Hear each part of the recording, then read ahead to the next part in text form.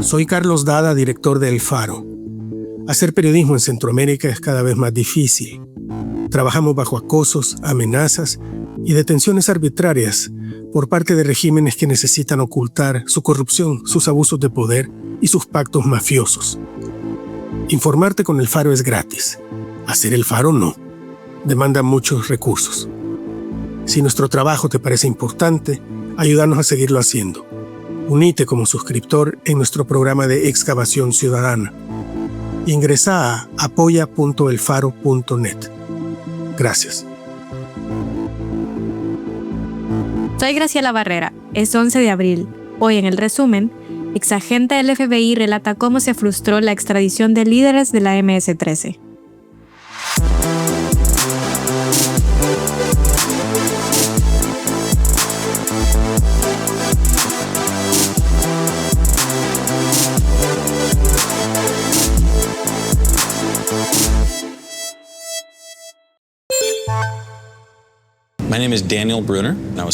Mi nombre es Daniel Brunner.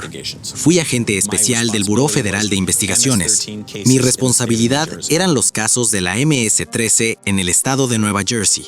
Daniel Brunner es una de las voces que aparecen en el documental El Trato, Trump, Bukele y las pandillas de El Salvador, que esta semana estrenamos El Faro y Frontline, un programa líder de periodismo e investigación en la televisión pública de Estados Unidos. Brunner investigó durante años a la MS-13 en Estados Unidos. Formó parte de una unidad especial creada para ir tras la estructura de mando de la pandilla, Joint Task Force Vulcan, o en español, Fuerza de Tarea Vulcano.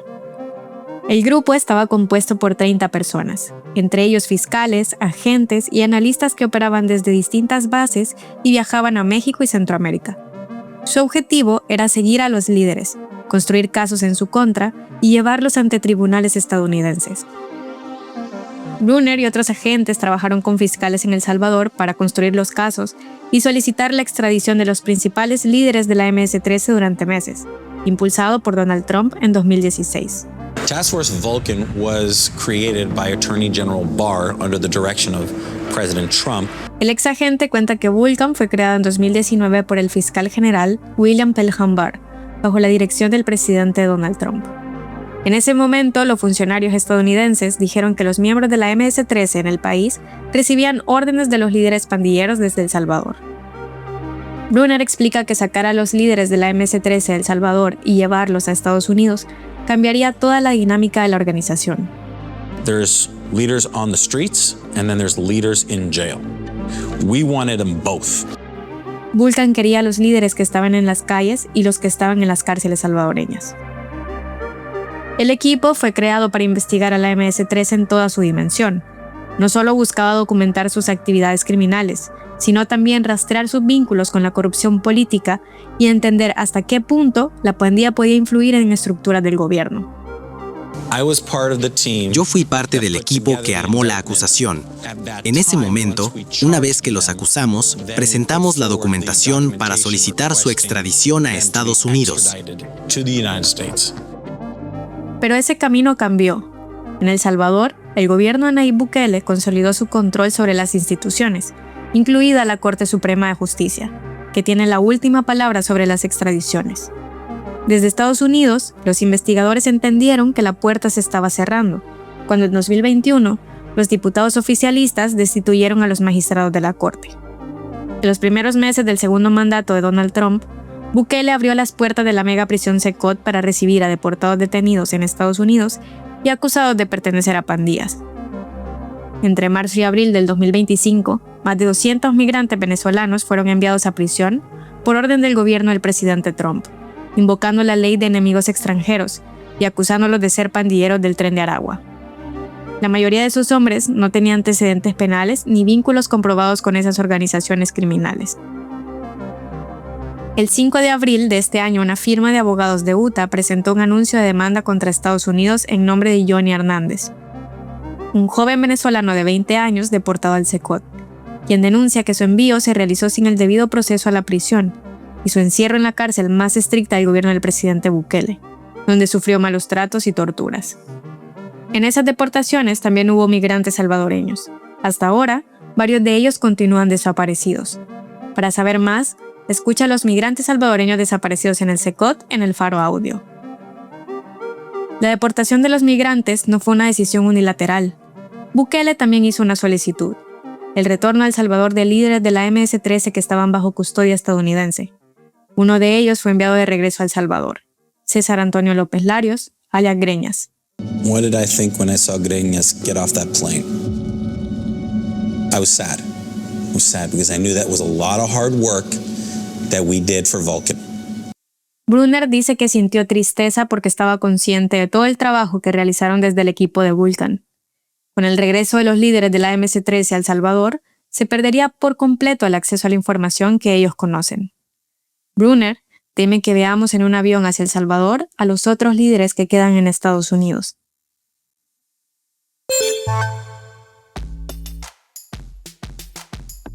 Ibrahim Bukele, hermano del presidente Nayib Bukele y sin ningún cargo público, aseguró en la red social X que existe un equipo independiente dentro del gobierno que revisa caso por caso las detenciones realizadas durante el régimen de excepción, así como las denuncias por las más de 500 muertes de personas bajo custodia estatal. La existencia de este grupo no había sido informada previamente por ninguna institución. Tampoco hay claridad sobre cuándo fue creada, quiénes lo integran, bajo qué normativa opera o cuáles son los criterios que utiliza para decidir qué casos se revisan y cuáles no. Según lo dicho por Ibrahim Bukele, este equipo trabaja en coordinación con la Fiscalía, el Ministerio de Seguridad y centros penales, e incluso incluye personas vinculadas al despacho de la primera dama. Pero, de acuerdo con la legislación salvadoreña, ninguna de estas instancias tiene la facultad de decidir sobre la libertad o detención de una persona. Esa es una atribución exclusiva de jueces y magistrados. El hermano del presidente afirmó que este grupo tiene incidencia directa en la revisión de casos y dejó entrever que él mismo puede trasladar solicitudes para que sean consideradas. En intercambios públicos, incluso invitó a usuarios de X a enviarle casos por mensajes privados para ver qué se puede hacer. Puedes leer la nota completa titulada Ibrahim Bukele revela equipo al margen de la ley que revisa capturas, escrita por Carlos Martínez y Daniel Reyes. 4 bebés murieron en El Salvador, en medio de las precarias condiciones de salud que enfrentan mujeres detenidas y sus hijos en la granja penitenciaria de Izalco. 2 de ellos, Carlos y Génesis, pasaron meses en prisión y fueron liberados cuando su salud ya era muy grave. Ambos fallecieron pocos días después. Otros 2 casos, Keren y Abigail, murieron durante el parto, sin evidencia de atención médica adecuada para sus madres. Así lo reveló esta semana una investigación de la periodista Loida Martínez Avelar en revista Factum. Entre diciembre de 2022 y mayo de 2023, la Dirección General de Centros Penales mantuvo aislados a 30 recién nacidos en esa cárcel, debido a un brote de hongos. Ante la falta de medicamentos, las madres recurrieron a medidas extremas como bañar a sus bebés con lejía. Entre 2021 y 2022, la Asamblea Legislativa aprobó la ley Nacer con Cariño y Crecer Juntos, orientada a garantizar partos dignos y cuidados adecuados para los recién nacidos. Sin embargo, esta normativa contrasta con la realidad de los bebés que permanecen en prisión, junto a sus madres bajo el régimen de excepción. En 2023, en El Faro revelamos que los bebés recién nacidos no reciben atención básica, como controles prenatales, ni tratamientos para enfermedades comunes como gripes, fiebre, vómitos o escabiosis. Génesis ingresó en prisión con apenas 9 meses y permaneció ahí hasta los 17. Su madre fue detenida el 24 de agosto de 2022, acusada de presuntos vínculos con pandillas. En noviembre de 2022, el Centro de Desarrollo Infantil de la Granja Penitenciaria de Izalco extendió un certificado que autorizaba a Génesis para iniciar la etapa de educación inicial, pero su deterioro físico empeoró. Génesis murió el 17 de mayo de 2023 a causa de una bronconeumonía asociada a un broncoespasmo. Hasta ahora, las autoridades no han dado información clara sobre la atención médica brindada a las madres ni a los niños.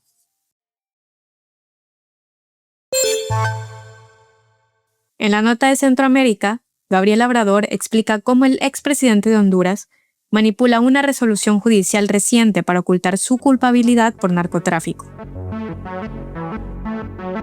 Juan Orlando Hernández, el expresidente hondureño que recibió un perdón oficial de Donald Trump para liberarlo de una condena de 45 años de cárcel, mintió esta semana diciendo que un tribunal superior lo declaró inocente. Eso es falso. Una corte de apelaciones en Nueva York lo único que hizo fue declarar cerrado el expediente de la apelación por considerar que ya no tiene razón de ser, debido al perdón anunciado por Trump en noviembre pasado. La resolución de la Corte de Apelaciones de esta semana anuló los efectos de la sentencia a 45 años, emitida en junio de 2024, pero no borra el hecho de que Hernández fue procesado, encontrado culpable y condenado por narcotráfico y posesión de armas. De hecho, en el juicio de 2024, su propio abogado defensor pidió una condena de cárcel equivalente a 40 años, pues es la menor posible para ese tipo de delitos. Tras la condena, el caso estuvo en estudio de la Corte de Apelaciones todo este tiempo hasta este miércoles 8 de abril. El tribunal dijo que no tenía sentido seguir estudiando el caso por el perdón oficial y ordenó cerrarlo. Hernández ofreció una conferencia de prensa a través de una videollamada con medios hondureños. En redes sociales, él y sus hijas simularon que la corte había decidido que es inocente, aunque el documento no menciona nunca ese concepto. Este es un video de sus hijas Isabela y Daniela. ¿Qué significa la reciente resolución de la Corte de Apelaciones? Aquí te lo explicamos. Significa que, ante la ley, Juan Orlando Hernández es inocente, tal y como lo hemos sostenido siempre. El abogado Hernández, Renato Stabile, dijo al canal HCH de Honduras que llamar convicto al expresidente sería difamación. Se presume inocente, ya no es un criminal condenado, ya no puede llamarse un narcotraficante. El día de hoy es un nuevo día, ya de aquí en adelante sería difamación llamarlo un criminal convicto, porque no lo es. El poder de indultar es una potestad de los presidentes de Estados Unidos, y cuando una persona condenada recibe el perdón, recupera sus derechos civiles. Trump dijo, al anunciar el perdón a Hernández, que la acusación había sido una cacería de brujas.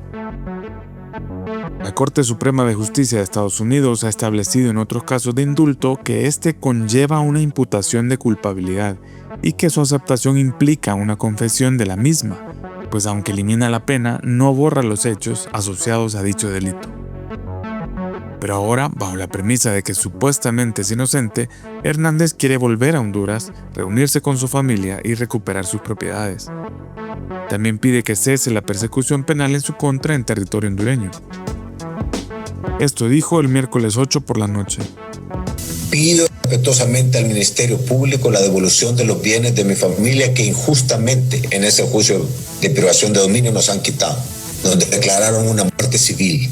Así también pido al juez que suspenda la orden de captura porque soy de los que enfrento las cosas y quiero llegar a Honduras a enfrentar este otro juicio infame. También pidió a Estados Unidos que le devuelva las visas a sus familiares para que puedan reunirse. Una petición especial al presidente Trump, al gobierno estadounidense, a la embajada de Estados Unidos, que reconsideren el caso de las visas de mi familia, que después de más de 4 años sin vernos, nuestro deseo sigue siendo el mismo, reencontrarnos. Aquí termina el episodio de hoy del Resumen, un podcast original del Faro Audio. Suscríbete en Spotify, Apple Podcasts o iHeartRadio. Gabriela Cáceres y yo escribimos este episodio. La edición es de Victoria Delgado. El arte de portada es de Daniel Reyes. La producción de sonido y música es de Omnium.